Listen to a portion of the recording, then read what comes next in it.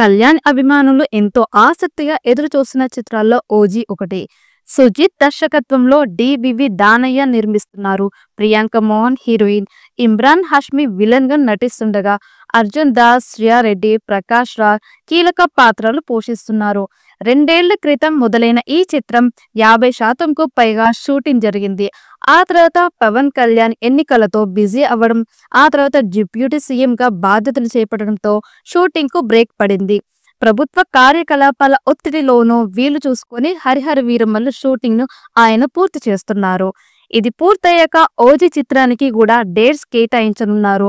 OTT సంస్థతో చేసుకున్న ఒప్పందం ప్రకారం ఈ ఏడాది సెప్టెంబర్లో ఈ సినిమాను విడుదల చేయాల్సి ఉన్నట్టు తెలుస్తోంది.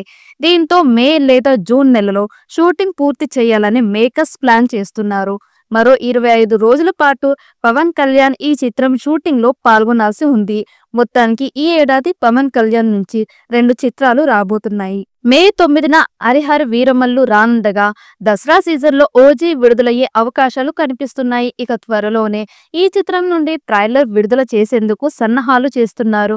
ఇక ఈ చిత్రంలో గబ్బర్ సింగ్ మూవీ విలన్ అభిమన్యు సింగ్ కూడా మరో విలన్ పాత్ర చేస్తున్నాడు. ఇటీవల ఈ నటుడు ఓజీ మూవీ గురించి ఆసక్తికర వ్యాఖ్యలు చేశాడు. తెలుగు సినిమాల్లో ఉండే రెగ్యులర్ విలన్ లా కాకుండా ఓజీలో తన పాత్ర సరికొత్తగా ఉంటుందని చెప్పాడు.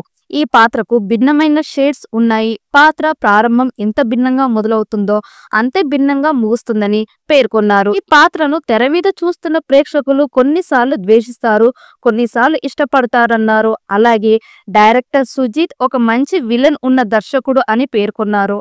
ఓజీ సినిమా చాలా బాగా రూపొందుతుందని, పవన్ కళ్యాణ్ తో రెండోసారి కలిసి పనిచేసే అవకాశం రావడం చాలా ఆనందంగా ఉందన్నారు.